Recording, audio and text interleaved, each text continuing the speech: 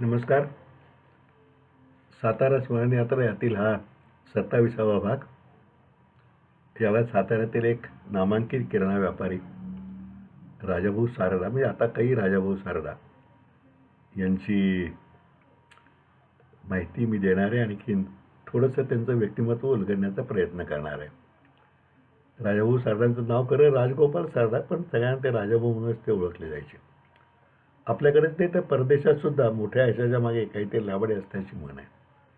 Godfather ही जी गाजलेली कादंबरी आहे मारिओ पुझोची, त्यातलं हे पहिलं वाक्य आहे त्या सुरुवातीला, की behind every big fortune there is some crime म्हणून.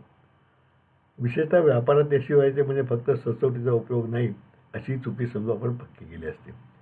त्यामुळे राजभाऊ सारडासारखा एखादा अतिशय सचोटीने व्यापार करणारा माणूस प्रपंचात यशस्वी होऊ शकतो, व्यापारात अग्रगण्य स्थान मिळवू शकतो, या गोष्टीचं मला नेहमी कुतूहल वाटायचं. कर सल्लागार म्हणजे टॅक्स कन्सल्टंट म्हणून काम करताना माझा अनेक किरकोळ व्यापारी संबंध यायचा आणि त्या सगळ्यांना तोंडून त्या सचोटीचा नेहमीच आदरपूर्वक उल्लेख होत असे. म्हणजे अर्थात एका बाजूला सचोटी आणि दुसऱ्या बाजूला चोख व्यवहार, म्हणजे उधारी वेळच्या वेळी द्यायला पाहिजे, हाही त्या राजाभाऊंचा दंडक होता.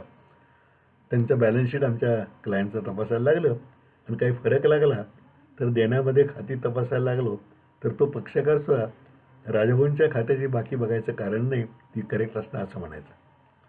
राजाभाऊंच्या घराण्यात व्यापार 50 वर्ष आहे जवळजवळ. म्हणजे आता 50मध्ये आणखीन जवळजवळ 30 वर्ष ॲड करायला पाहिजे. 81 वर्ष तरी व्यापार त्यांच्या घराण्यात आहे. मिसेस नगराज शिवनाथ सारडा हे त्यांच्या पिढीचं नाव. सुरुवातीला कापड आणि किराणा या दोन्हीचाही व्यापार करायची. तेव्हाच्या जनरीतीप्रमाणे खरं तर 2-4 इयत्ता पार केल्यानंतर त्यांनी या राजाभाऊ या मुलाला त्या धंद्यात गुंतवायचं. पण काही वडिलांनी बदलत्या परिस्थितीमध्ये शिक्षणाशिवाय तरुणोपायी दूरदृष्टी असावी म्हणून नगरीपालिका शाळा क्रमांक 1, मग इंग्लिश स्कूल असं करून राजाभाऊंनी कॉलेजमध्ये घालायचं ठरवलं. तेव्हा पुण्यातलं BMCC कॉलेज नुकतंच सुरू झालं तर तिकडं राजाभाऊंना पाठवून दिलं.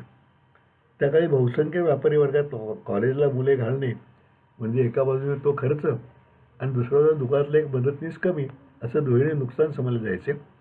पण त्या वरवर दिसणाऱ्या दुहेरी नुकसानात प्रत्यक्ष शिक्षणाचा अनेक परीचा फायदा आहे हे विसरले जायचे. ही चूक सुधारून राजाभाऊंची रवानगी पुण्याला झाली खरी, परंतु अकस्मात काही घरगुती अडचणीमुळे शिक्षण 1-2 वर्ष कॉलेज करून त्यांना परत घरी यायला लागलं आणि धंद्यात पडायला लागलं. शिक्षणामुळे वेगळी दृष्टी मिळाली होती. पारंपरिक चाललेला व्यवहार कुशलतेला तिची जोड मिळाली आणि मूळ व्यवसाय वर्धिष्णू होऊ लागला. कापड व किराणा दोन्ही व्यवसायात लक्ष केंद्रित करणे अवघड व्हायला लागले म्हणून राजाभाऊंनी, तेव्हा त्यांचे बंधूही बरोबर होते, 2 बंधू डॉक्टर विठ्ठल आणि थोरले श्रीजीच म्हणायचे ना, असे 3 होते. मग त्यांनी कापड विवाह बंद केला आणि किराणा व भुसारचा अनेक व्यापारावर लक्ष आपलं केंद्रित केलं. मुंबईची वॉलेस फ्लोअर मिल, पुण्याची वेस्ट इंडिया फ्लोअर मिल यांचं त्यांना अमोल सहकार्य मिळालं. आणि शुक्लेंदू चंद्रवत, म्हणजे आता ती हल्ली नवीन पिढीला समजावून सांगायला पाहिजे, चंद्र शुक्ल पक्षामध्ये कलेकलेने वाढत जातो म्हणून त्याला शुक्लेंदू चंद्रवत, त्या कलेकलेने वाढत जाणाऱ्या चंद्राप्रमाणे व्यापार वाढत राहिला. कारण कृष्ण पक्षात चंद्र कमी कमी होत जातो. आता ते सांगायची वेळ येईल, कारण मराठी आणि संस्कृत वगैरे आता संबंध फारसा राहत नाही शिक्षणामध्ये. तर शुक्लेंदू चंद्रवत त्यांचा व्यापार वाढीस लागला. त्यांच्यासमोर सगळ्यात तेव्हा अडचण भांडवलाची आणि सातारच्या आजूबाजूच्या दुकानदाराकडून उधारी तर वेळेवर वसूल व्हायची नाही. त्यासाठी त्या गावामध्ये सातारच्या आजूबाजूला जे लोक व्यापारी माल न्यायचे, छोटे रिटेलर्स, मेढा आहे, कोरेगाव आहे, बारकीसारखी गावं आहेत, लिंब आहे, तर तिथे एलपाटे म्हणून उधारी वसूल करायला लागायची. आणि त्या काळी स्वतःची मोटर वगैरे दुराप असतं आणि एसटीची तेवढी एवढी सोय नव्हती.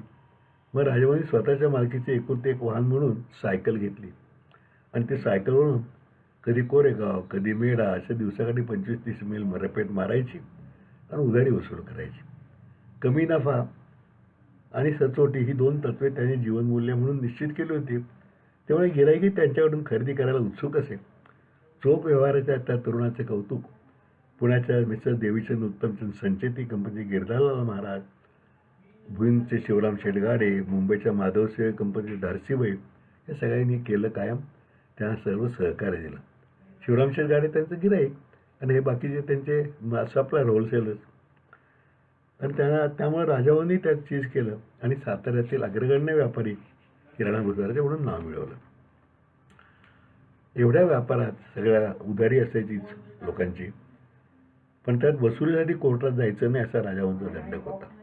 त्यामुळे कुणाविरुद्ध त्यांनी पैशाच्या वसुलीकरता दावा आयुष्यात कधी केला नाही. पण राजाभाऊंना सुद्धा एकदा कोर्टाची पायरी चढायला लागली. काहीतरी तेव्हा साठ्यावरती बंदी वगैरे असते ना, 10 पोते पुढे ठेवणे, 20 पोते, असं काहीतरी त्यांच्यावरती केस बालंट आलं आणि कोर्टाची पायरी चढायला लागली. पण ते सत्वपरीक्षेत राजाभाऊ उजवून निघाले. सातारचे निष्णात वकील बापूसाहेब सोमण, मुंबईचे ॲडव्होकेट माधवराव परांजपे आणि घरचेच त्यांच्याहून तरुण पुतण्या यतिराज सारडा यांचा मार्गाचा राजाभाऊंना लाभ झाला. आणि राजाभाऊ मग तर कधी विषय निघायचा गप्पा मारताना, कारण पुढे त्यांच्या इन्कम टॅक्सच्या केस मिस करायचो. म्हणजे काय राजाभाऊ कोर्टात जायला लागलं का नाही शेवटी. आता गेलो म्हणलं तर काय करताय, कोर्टाची पायरी चढायची. आणि त्यामुळे नुसतं एका कोर्टात नाही म्हणले, 3 कोर्टात, म्हणजे खालचं कोर्ट, डिस्ट्रिक्ट कोर्ट, हायकोर्टापर्यंत जायला लागलं. संचार 3 लोकात नारद करतो तसा माझा 3 कोर्टात संचार झाला. त्याशिवाय आणखीन राजाभाऊंच्याकडे एक विशेष हे होतं की सामाजिक बांधिलकी मानणारे राजाभाऊ होते. जोडून या धन उत्तम व्यवहारे, उदास विचारे वेसकरी. कारण पुढे परिस्थिती चांगली सुधारली. ज्याला म्हणतो की हाती पैसे खेळायला लागले, पण त्यांच्या राजाभाऊंच्या वृत्तीत बदल पडला नाही. त्यामुळं जोडून या धन उत्तम विचारे हा विचार केलाच. मग उदास विचारे वेसकरी हा सुद्धा त्यांनी धर्म पाळला. त्यामुळे कुठलंही सामाजिक काम असो, आपला आर्थिक आणि शारीरिक मदतीचा वाटा त्यांनी नेहमी द्यायला उत्साहाने भाग घेतला. इंग्लिश स्कूल असेल, नगर वाचनालय, अंत्यसंस्कार सहाय्यक मंडळ, ब्लड बँक, या सगळ्यांनी त्यांनी आधार दिला. जनता सहकारी बँकेचे संस्थापक संचालक होते. रोटरी क्लबचे संचालक, समर्थ सेवक मंडळ, या सर्व संस्थातून राजाभाऊंच्या शरीराला न शोभणाऱ्या चपळाईने त्यांचा संचार असायचा. जे स्थूल प्रकृती होते आणि दणदणीत उंची चांगली, भरभक्कम शरीर आणि स्थूल परत. त्यामुळे राजाभाऊ बोलायला लागले की आवाजही ठणठणीत. त्यामुळे तो पण चपळाईने संचार होता त्यांचा. कांची कामकोटी पीठाचे ज्येष्ठ शंकराचार्य चंद्रशेखरेंद्र सरस्वती यांचा इथं सातारला तेव्हा 11 महिने मुक्काम होता. संपूर्ण जगामध्ये आदराचं स्थान असलेले सिनियर स्वामीजी म्हणत. आणि नंतर 2 महिने त्यांच्याहून धाकटे, म्हणजे त्यांनी दीक्षा दिलेले जयेंद्र सरस्वती, त्यांचाही मुक्काम साताऱ्यात शंकराचार्य मठात होता. त्यामुळे राजाभाऊंनी त्यांचा अनुग्रह घेतला आणि खरोखरी तिथपासून दर गुरुपौर्णिमेला राजाभाऊ असेपर्यंत ते कांची कामकोटीला जायचे आणि शंकराचार्यांचं दर्शन घ्यायचे. राजाभाऊ असं म्हणायचे नेहमी की त्यांचा सहवास मिळाला, अनुग्रह मिळाला, हा आयुष्यातला माझा सुवर्णक्षण आहे.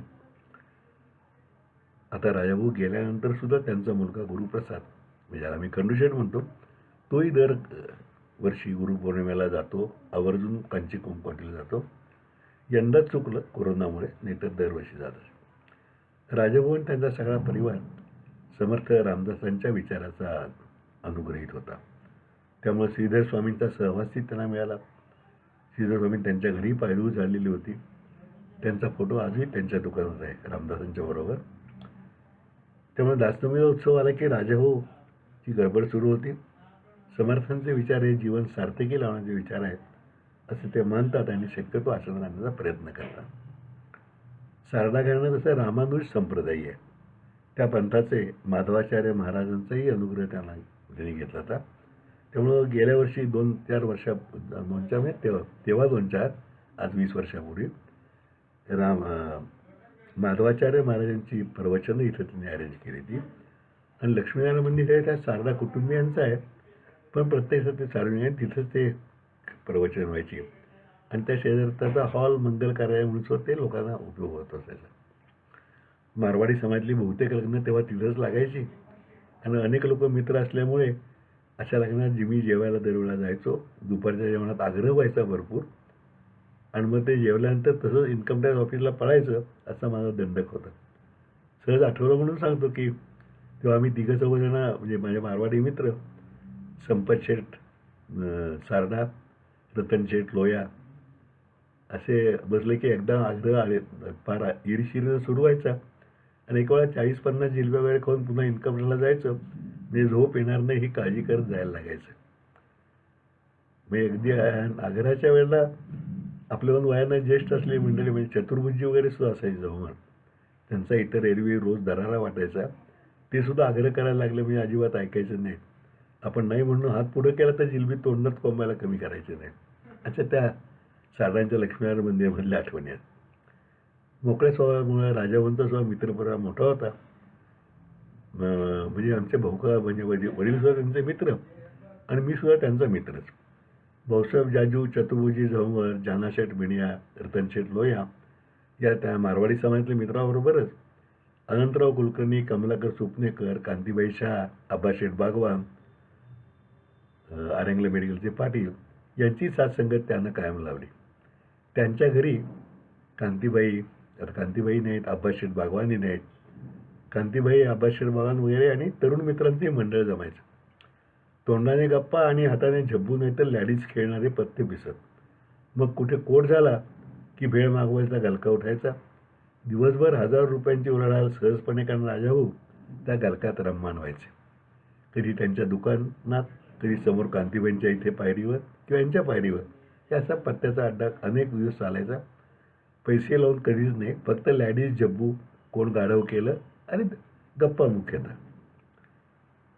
पुण्याचे बिपिन शेठ मेणकर, पुण्याची जी मेणकर फर्म मोठी आहे, विठ्ठल गंगाराम मेणकर, त्याचे बिपिन शेठ आज नाहीत. ते राजाभाऊ जवळजवळ सख्या भावाप्रमाणे होते. म्हणजे राजाभाऊंचं कुठलंही लंगल कार्य असलं घरचं सारडांच्याकडचं तर बिपिन शेठच्या पुढाकाराशिवाय व्हायचं नाही आणि मेणकरांचं लग्न असलं तरी राजाभाऊंच्या पुढाकाराशिवाय होणार नाही. बिपिन शेठ म्हणजे माझा सुखदुःखाचा झरा आहे असं राजाभाऊ म्हणायचे.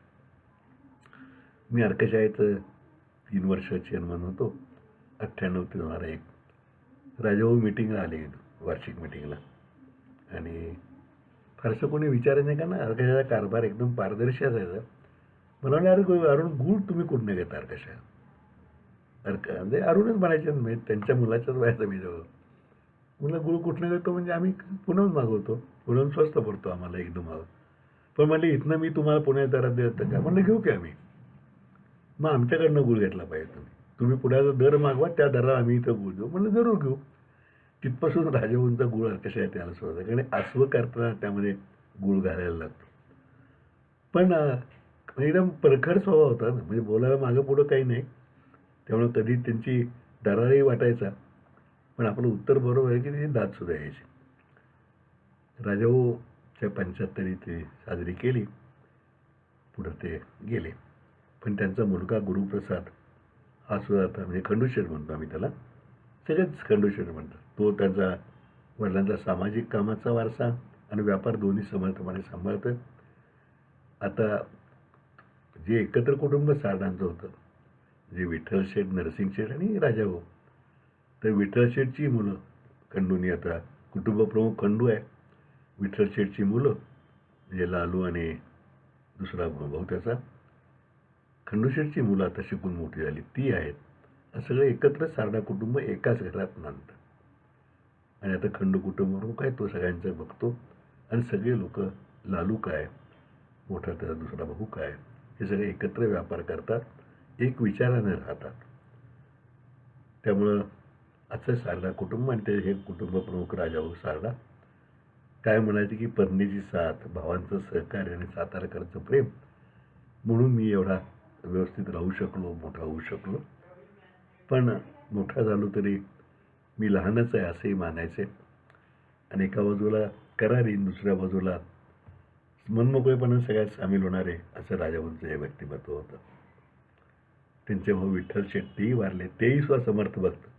विठ्ठल शेठचे तुम्हाला एक आठवण सांगतो की रोज संध्याकाळी समर्थ सदन जाऊन, म्हणजे साताला समर्थ सदन आहे, तिथं त्या समर्थांच्या मूर्तीसमोर साष्टांग नमस्कार घालून वंदन केल्याशिवाय ते कधीही घरी संध्याकाळी परत यायचे नाहीत. मी आमचा एखादा कार्यक्रम, एखादं व्याख्यान किंवा कीर्तन चालू असलं तर तरी बाजूला जाऊन ते तिथं नमस्कार साष्टांग घालणार. असं हे सारडा कुटुंब आणि ते प्रमुख राजाभाऊ सारडा. आज त्यांच्या आठवणी इथे थांबवतो. उद्या पुन्हा वेगळा विषय काहीतरी घेऊन परत पुढचा एपिसोड. तोपर्यंत नमस्कार.